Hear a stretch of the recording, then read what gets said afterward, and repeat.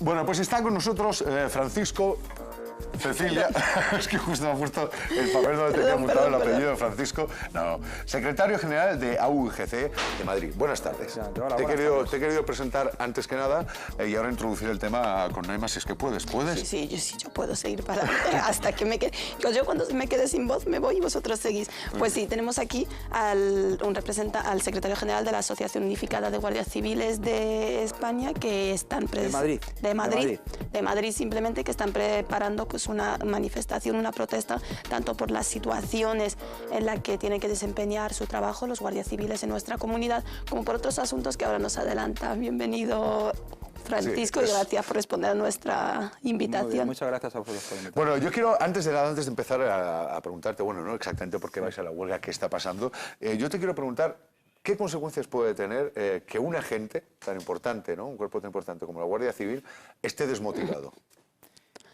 Bueno, pues tiene un calado importante, ¿no? Es decir, en cualquier empresa, si un trabajador está desmotivado, está desincentivado, pues la productividad a la empresa va a ser menor, ¿no? Si esto lo extrapolamos a la Guardia Civil, bueno, pues si tenemos a un guardia civil que está desmotivado, desincentivado, porque tienes una jornada laboral penosa, porque tu trabajo, trabajas más y cobras menos que el resto de cuerpos policiales nacionales, pues al final el guardia civil lo que se siente es agraviado, hastiado y mosqueado ante esa situación. Por lo tanto, claro que afecta a la seguridad pública que un guardia civil esté desmotivado, ¿no? Por supuesto.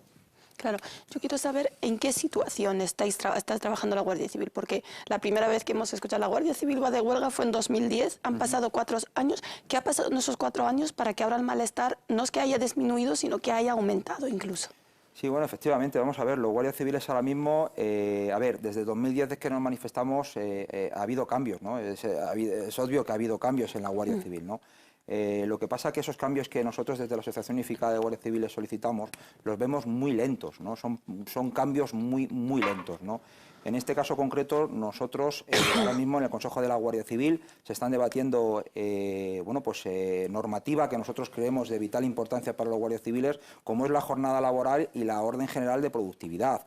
Es decir, nosotros como guardias civiles no tenemos una jornada laboral como al estilo de otro cuerpo policial, no tenemos cadencias de turnos continuas, la previsión del servicio se nos modifica constantemente. O sea, ya en el poco rato que llevamos de entrevistas, que ya han salido como varias cosas que claro, son las que os están molestando. Vamos a intentar centrarnos en algunas concretas en el poco tiempo que tenemos para esta entrevista, como por ejemplo, una de las cosas que más enfadosos tiene es el agravio comparativo, digamos, con otras fuerzas de seguridad, ¿no? Como con la Policía Nacional, la Guardia Civil. ¿Qué diferencias hay? ¿Dónde está la...?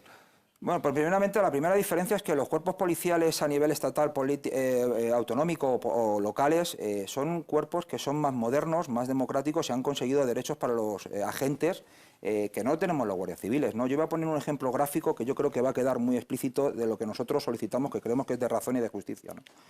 Vamos a ver, un guardia civil trabaja 166 horas frente a las 144 que trabaja un miembro del Cuerpo Nacional de Policía o las 135 horas que trabaja un policía autonómico.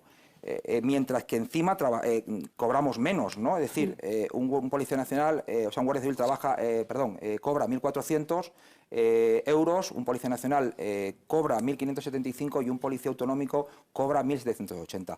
Lo que quiero matizar es que nosotros no pedimos trabajar menos, que se quede bien claro para la ciudadanía. Nosotros lo que pedimos es, si trabajamos más, oigan, páganos más, pero si nosotros tenemos esos agravios, oiga, lo que queremos es que nos equiparen con los cuerpos y fuerzas y cuerpos de seguridad del Estado en ese sentido, ¿no? Claro. Además de esas pues lamentables situaciones o difíciles situaciones en las que estáis trabajando y esa pues falta de compensación por el trabajo realizado, también se están poniendo como más trabas por ese régimen disciplinario que ahora se está negociando, que también es una de las razones que contra la que estáis reclamando. Sí, efectivamente, nosotros son muchas cosas, ¿no? El Código Penal Militar, la regresión en la remilitarización del cuerpo, pero uno de también de los temas importantes es la aplicación del régimen disciplinario de las Fuerzas Armadas, ¿no? Nosotros estamos descontentos primeramente porque como dice el artículo 8 de la Constitución española, y es la Constitución que debemos acatar todos los españoles, indica claramente quién compone las Fuerzas Armadas, y es el Ejército de Tierra, el Ejército de Aire y la Armada. En ningún caso, la Guardia Civil es Fuerza Armada. Por lo tanto, nosotros consideramos que no se nos tiene que aplicar normativa de las Fuerzas Armadas, ¿no? O sea, lo que hace este régimen disciplinario de las Fuerzas Armadas, ciertos artículos que nos quieren aplicar, es todavía cercenarnos más derechos de los pocos que teníamos, ¿no? En concreto, por poner los 2 ejemplos, tenemos el artículo que nos quiere cercenar de raíz el derecho de manifestación, cuando nosotros ya teníamos derogado... el derecho a protestar, el derecho a decir lo que os parece mal. Claro, o sea, es decir, nosotros... Eso por meteros dentro, digamos, de esa que estabas diciendo, régimen militar, ¿no? Es decir, vosotros a cumplir y no poder protestar. Es que nosotros lo que pensamos es que, independientemente, nosotros abogamos por una Guardia Civil, pero si nosotros quieren que sigamos siendo militares, nosotros decimos que ser militar no es óbice para no tener derechos. Y entre ellos el derecho de manifestación, que lo recoge la propia Constitución. Y nosotros lo que abogamos es porque se nos aplique la Constitución, ¿no? También reivindicáis un nuevo modelo policial, ¿no? Que optimice, digamos, pues esta especie de cantidad de apuestalamientos, de que hay muchos efectivos, pero mal distribuidos y se pierde eficacia. Efectivamente, nosotros, desde la Asociación Unificada de Guardias Civiles, abogamos por un nuevo modelo policial del siglo XXI. Nosotros creemos que este modelo policial ahora mismo está caduco, ¿no?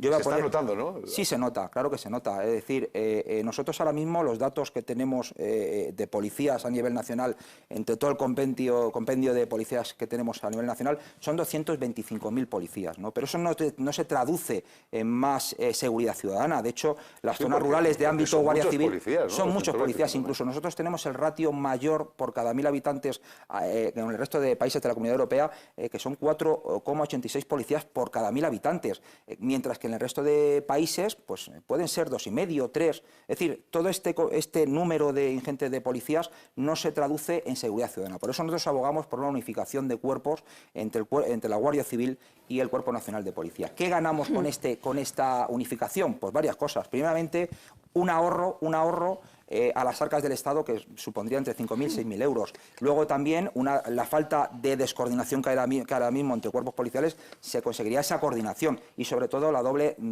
funcionalidad que tienen los 2 cuerpos. Es decir, Policía Nacional tiene TEDAS, que son los desactivadores de explosivos, la Guardia Civil tiene TEDAS, Policía tiene guías caninos y Guardia Civil tiene guías caninos, ¿no? De recursos humanos y materiales y recursos financieros que parece que en este país tampoco sobran para gastarlos donde no hace falta. Habéis empezado el movimiento, habéis empezado la preparación de esa manifestación, esa huelga que tendrá lugar a principios, me imagino que en enero del año que viene.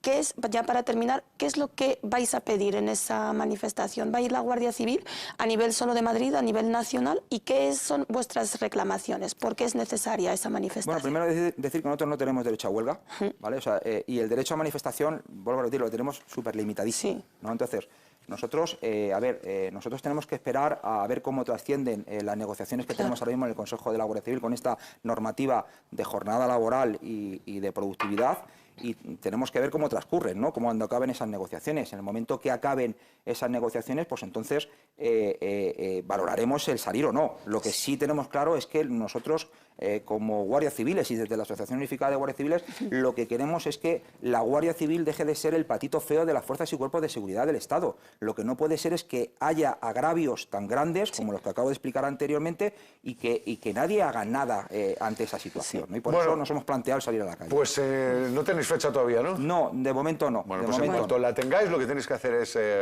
informar a toda la gente posible y luego llamarnos para que estemos allí y para que luego te vuelvas a venir al programa a contarnos cómo van esas cosas. Yo estaré encantadísimo. Suerte, porque para mí sois fundamentales y tenéis que estar contentos. Muchas gracias. ¿Te parece? España sin guardia.